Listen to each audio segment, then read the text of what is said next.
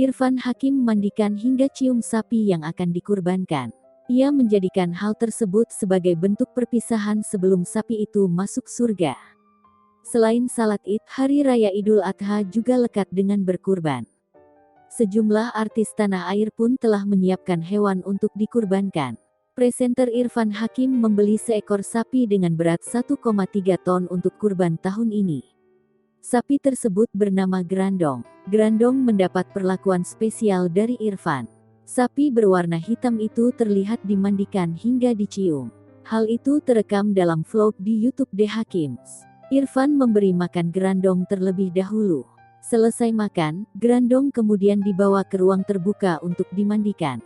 Irfan tampak telaten membersihkan tubuh Grandong.